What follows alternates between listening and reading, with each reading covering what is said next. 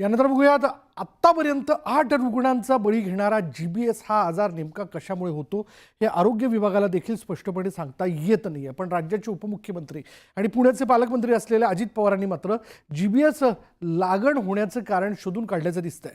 नेमकं अजित पवारांनी सांगितलेलं कारण काय आहे आणि अजित पवारांचा चिकन खाण्याबद्दलचा दावा खरा आहे का, जाणून घेऊयात।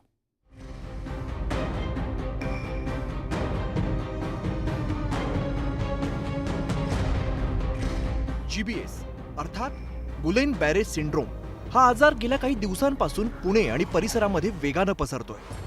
आतापर्यंत महाराष्ट्रात जीबीएसचे 250च्या आसपास रुग्ण सापडले, ज्यामध्ये तब्बल 8 जणांचा बळी देखील गेलाय।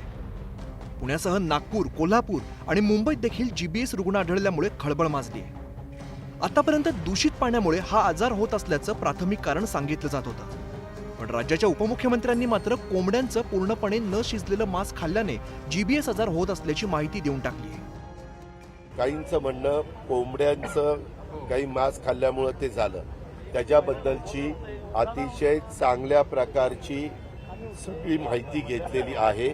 मी आता राजेंद्र भोसलेंना पण सांगणार आहे, त्याची प्रेस नोट काढा, त्यामध्ये म्हणजे तिथल्या कोंबड्या किंवा काही त्याची विल्हेवाट लावण्याची गरज नाही, फक्त घेतल्यानंतर ते अन्न पूर्णपणे शिजून घेतलं पाहिजे। एकीकडे कोंबड्यांचं कच्चं मांस खाल्ल्याने हा आजार झाल्याचं सांगतानाच अजित पवारांनी या परिसरातील कोंबड्यांची विल्हेवाट लावण्याची देखील गरज नसल्याचा सल्ला देऊन टाकलाय। पण केवळ मांसाहार केल्याने जीबीएस होतो असं बोलणं चूक असल्याचं आरोग्य तज्ञांना वाटतंय।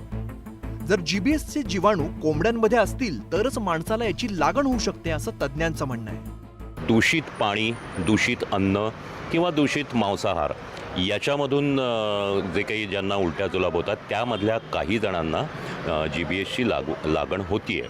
आता यामुळं असं म्हणणं हे वरवरचं किंवा वरकरणी राहील की मांसाहार केल्यामुळं तुम्हाला जियाबारी सिंड्रोम होतो, असं नाही आहे। झालेल्या प्रत्येकाला ते होत नाही, त्यातल्या काही जणांना होतं।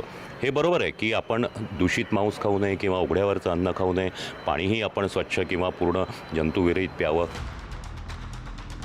खरं तर दूषित पाण्यामुळे खडकवासला परिसरात जीबीएसचा फैलाव झाल्याचं निष्पन्न झालं, पण अजित पवारांनी आता कच्चं मांस खाल्ल्याने जीबीएस होत असल्याचा दावा केल्यामुळे पुन्हा एकदा जीबीएसच्या कारणांची चर्चा सुरू झाली। एकीकडे पुणे महापालिका नव्याने महापालिकेत आलेल्या गावांना स्वच्छ पाणी आणि आरोग्याच्या सुविधा देण्यात अपयशी ठरल्याचा आरोप होतोय, त्यातून जीबीएस सारख्या आजारांचा प्रसार होत असल्याचं चित्र आहे।